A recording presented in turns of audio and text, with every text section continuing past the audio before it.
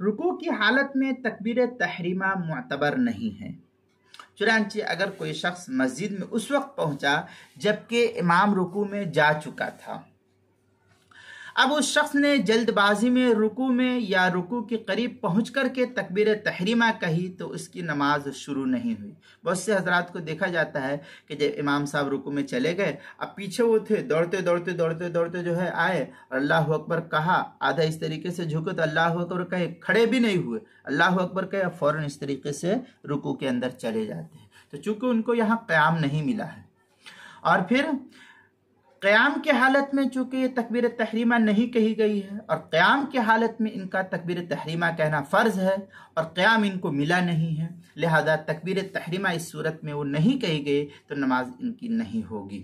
اس لیے کہ تکبیر تحریمہ بحالت قیام کہنا فرض ہے، جیسا کہ میں ابھی آپ کو بتلایا کہ قیام کی حالت میں تکبیر تحریمہ کا کہنا فرض ہے، رکوع کی حالت میں تو نہیں ہے۔ اب رکوع کی حالت میں کہی گئی تکبیر تحریمہ کا اعتبار ہوئے گا ہی نہیں، اور وہ تکبیر تحریمہ ہوگی ہی نہیں، لہذا ایسے شخص کو چاہیے کہ 80 و 9 حالت قیام میں تکبیر کہے، جیسے جائے تو پہلے اطمینان کے ساتھ کھڑا ہو، اور کھڑے ہونے کے بعد پھر اللہ اکبر کہے۔ اب اللہ اکبر کہہ کر کے وہ کھڑا ہو اور پھر جو ہے رکوع کے اندر جائے، تب اس کی نماز ہوگی، اور اگر نہیں تو پھر نماز نہیں ہوگی۔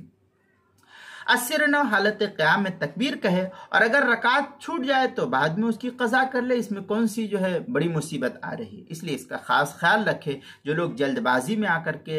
امام کے ساتھ رکوع میں چلے جاتے ہیں اور فوراً تکبیر تحریمہ جو ہے رکوع کی حالت میں کہتے ہیں تو ان کی نماز درست نہیں ہوتی ہے۔ چنانچہ تحتاوی علی مراقی الفلاح میں ہے، وَلَوْ أَدْرَكَ الْإِمَامَ رَاكِعًا فَحَنَا